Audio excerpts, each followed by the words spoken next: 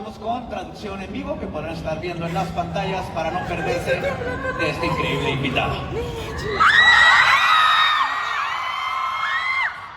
Well, Matt, thank you for being here today.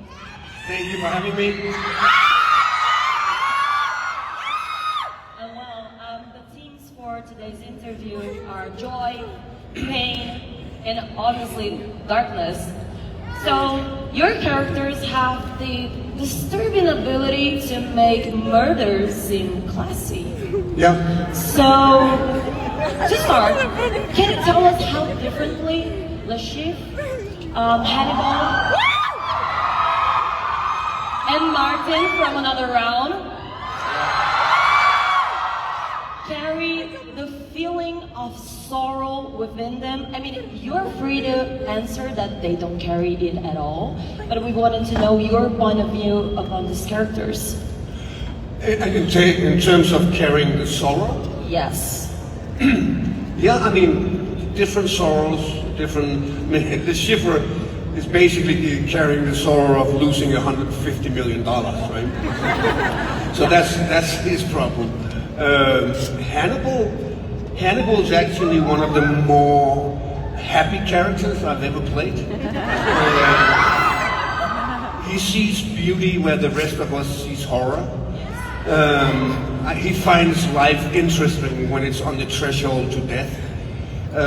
So it's a remarkable, interesting character to spend time with, because people often ask me if it was a dark characters to step into, and I also answer no. He's actually one of the lighter and more bright characters, because he sees beauty so many strange places, right?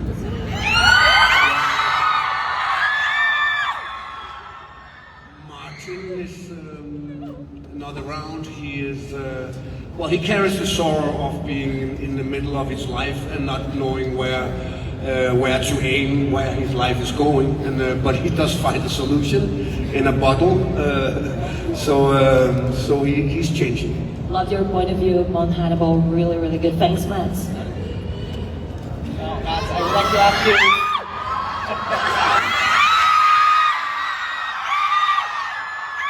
But maybe we don't need questions. We can just scream. There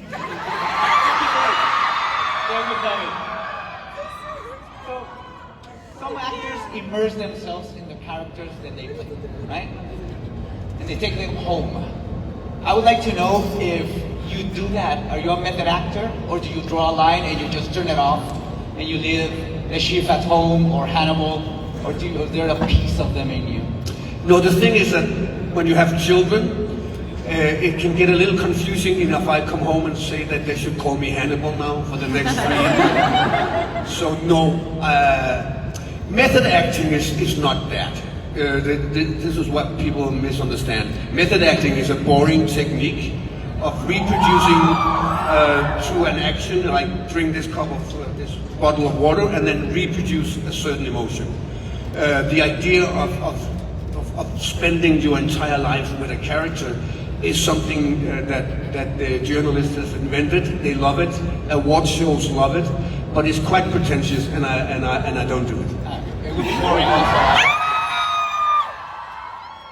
That doesn't mean that if you spend a whole day immersed in a certain emotion to a certain scene, of course it rubs off on you.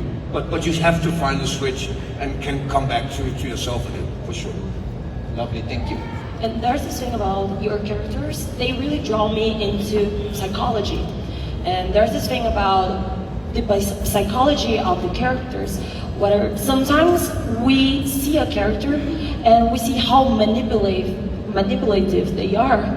And there are these characters that they are so in control of things that they already know how they're going to end.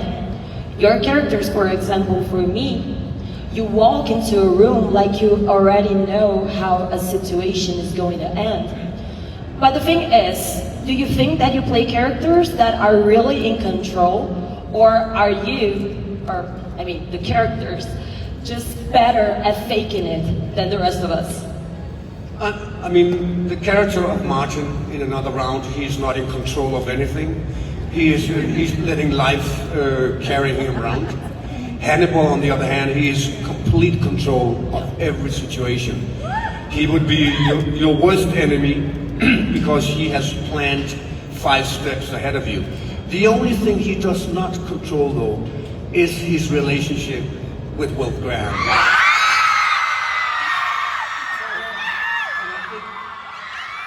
And I also think that is what fascinates Hannibal about Will, that he is awakening something that is a challenge in Hannibal. He just can't control exactly what's going on here, but he finds it very amusing. Psychological game between the two of them, and it's really nice to see on screen. Yeah, I mean, Hannibal is obviously smarter than Will. Of course.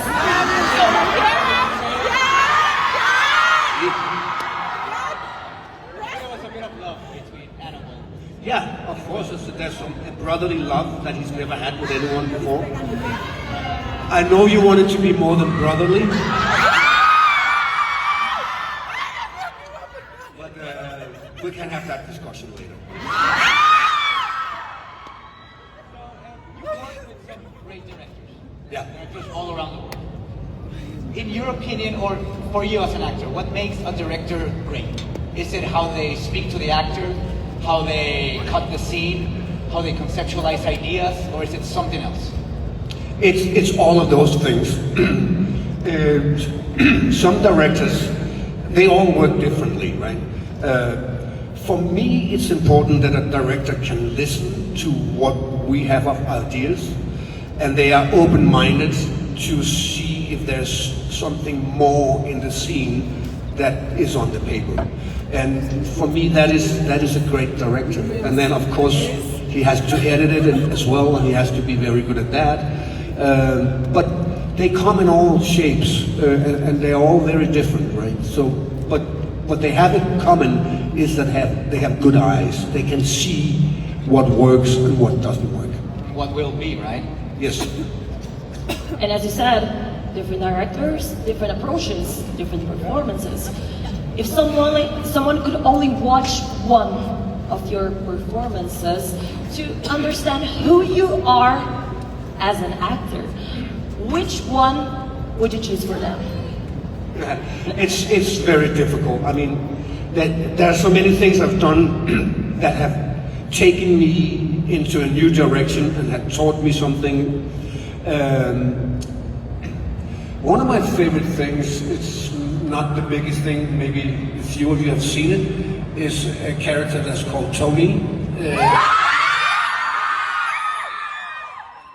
especially a film that's called Push It 2. I think that we achieved something quite unique with that, because it's a character who is uniquely annoying.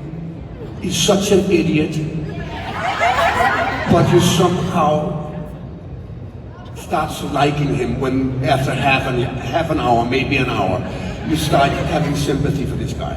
And I think that it's quite an achievement to watch somebody who's so annoying for almost 2 hours, but you can still follow his journey and have some kind of sympathy for him. Yeah. So it's one of my favorite characters, but I have a lot.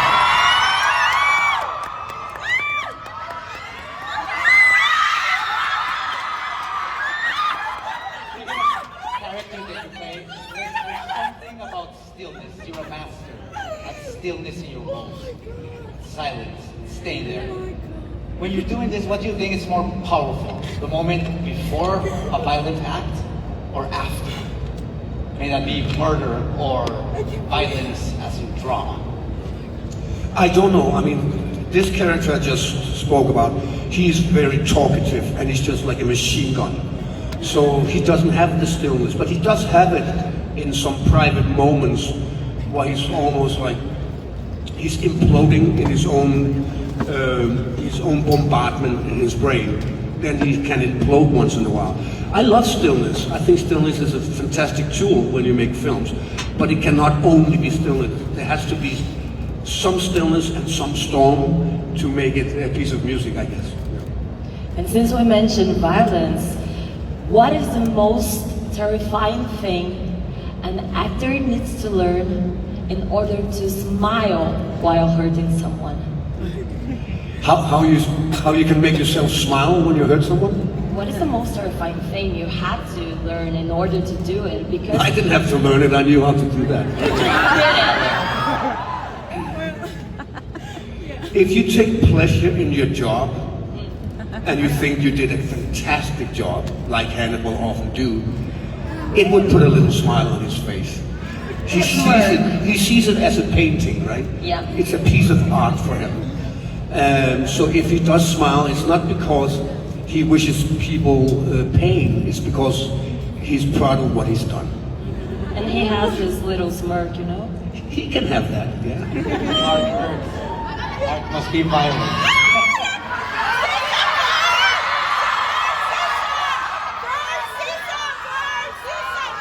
Gracias.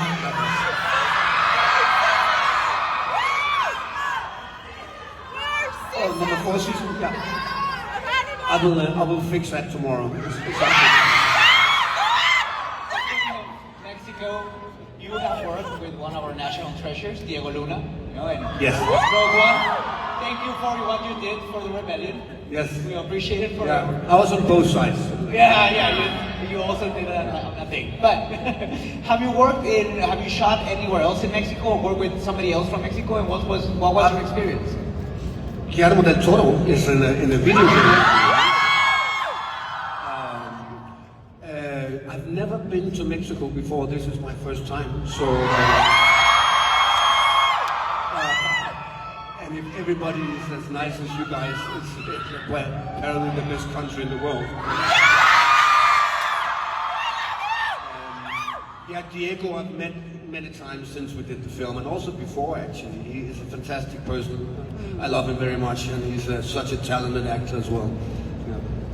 Well, Matt, we're moving to the next segment of our panel, and I have something for you. You have something for me? Yeah, that's going to be lots of fun. Maybe, let's see. Or as we say in CCXP, va a ser épico, ¿verdad? Sí! Are you ready?